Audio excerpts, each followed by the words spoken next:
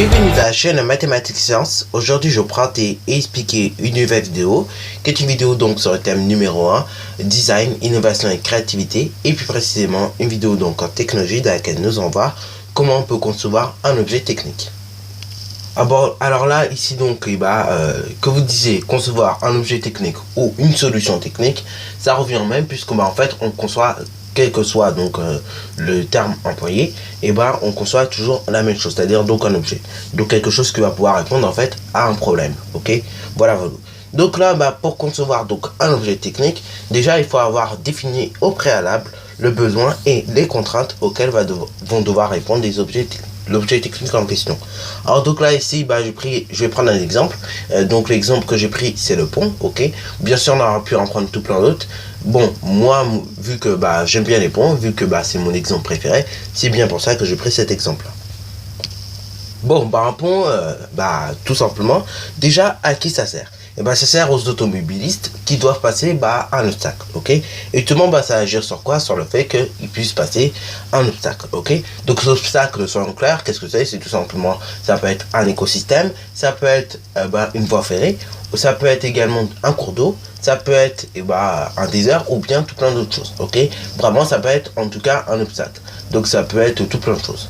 Bon, après donc, justement, dans quel but il va pouvoir nous permettre de répondre le pont, ok? Enfin, dans quel but du moins on construit un pont, justement? On construit un pont d'un but à ce que les automobilistes puissent passer donc un obstacle, ok? Voilà. Bon, ça c'est pour tout ce qui est besoin, ok? Maintenant, il faut avoir défini également plusieurs contraintes auxquelles vont devoir répondre ton objet technique. Donc moi ici pour te faire ça, du coup j'ai tout simplement pris l'exemple de la pieuvre, ok? Parce que la pieuvre c'est un outil qui permet très rapidement de définir plusieurs contraintes, ok? Alors là bien évidemment j'ai mis les contraintes on va dire de base, mais on aurait pu encore en mettre tout plein, ok? Enfin on aurait pu mettre de toutes petites contraintes, mais là j'ai vraiment mis les grosses contraintes qui sont vraiment juste pour le pont. Alors donc là le pont justement il va il va permettre en fait aux usagers de pouvoir franchir un obstacle. Il devra avoir les bonnes dimensions, c'est-à-dire donc en gros il devra laisser passer les voitures, ok, voilà. Et donc il devra avoir assez de place pour laisser passer au moins une voiture ou un camion.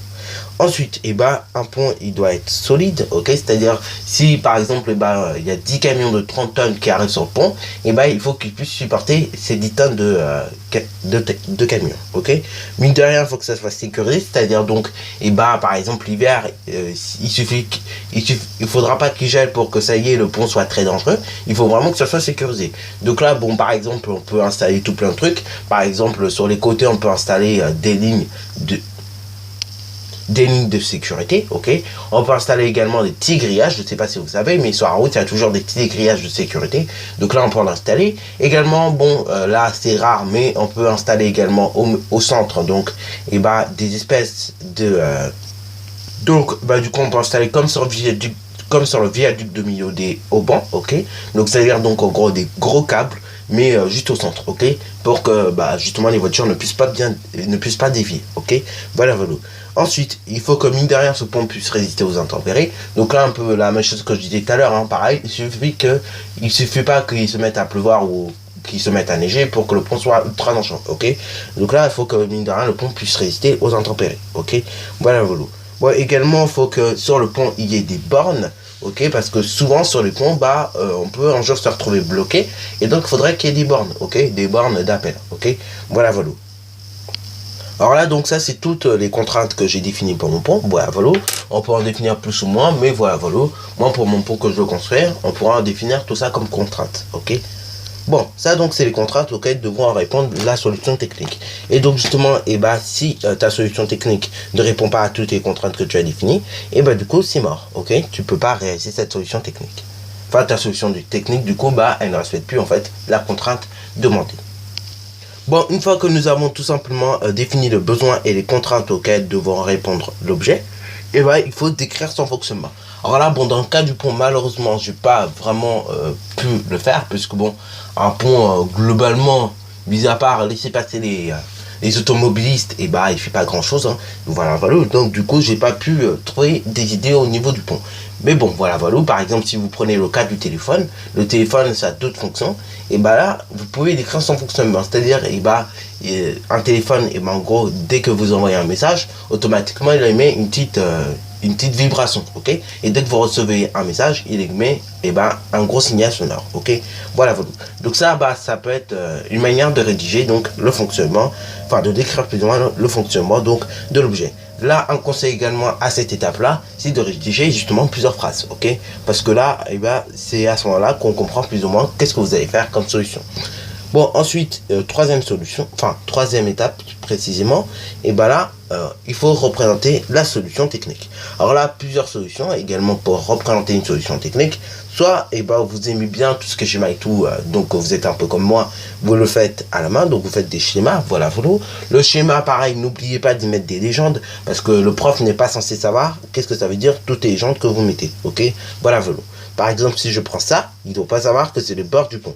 Et là, pareil, si je prends ça, il ne peut pas savoir que c'est tablier. Donc prenez l'habitude, pareil, quand vous faites un schéma, de le légender, ok. Parce que justement, si vous ne légendez pas le schéma, et si du moins vous ne prenez pas cette habitude-là, après vous êtes dans la galère, ok. Le schéma, il faut essayer de le faire le plus propre possible, ok. Voilà. Quitte à refaire 150 000 schémas propres, et vous me le refaire 150 000 fois, ok. Bon, après, il y en a aussi qui n'aiment pas trop les schémas. Et dans ce cas-là, vont préférer davantage le croquis parce qu'ils sont plus dessins. Donc là, bon, moi perso, je suis pas très dessin, donc j'ai laissé tomber l'idée du... Enfin, moi, je n'osais pas présenter l'idée du croquis ici. Mais, bien évidemment, vous pouvez également faire un croquis, ok. Si vous êtes bien dessin, si le dessin et vous, ça baigne, ok. Moi, le dessin et moi, ça va vraiment pas ensemble. Donc, du coup, c'est pour ça que je n'ai pas fait un croquis de pont, ok. Puisque déjà, le schéma, pour moi, c'était déjà pas complexe, mais bon, c'était pas simple. Donc, du coup, je préférais ne pas vous faire de croquis parce que sinon, ça ne ressemble à rien. Mais bon, en soi, un schéma ou un croquis, c'est à peu près la même chose. C'est juste que le schéma, lui, il synthétise, et le croquis, lui, il met tous les petits détails, quoi.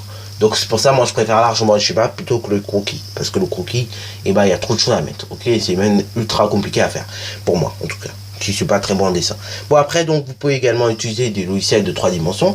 Donc là, les logiciels de 3 dimensions, qu'est-ce que je veux dire par là? Par exemple, vous pouvez utiliser SketchUp. Donc là, SketchUp, c'est un très bon logiciel pour modéliser quelque chose, ok.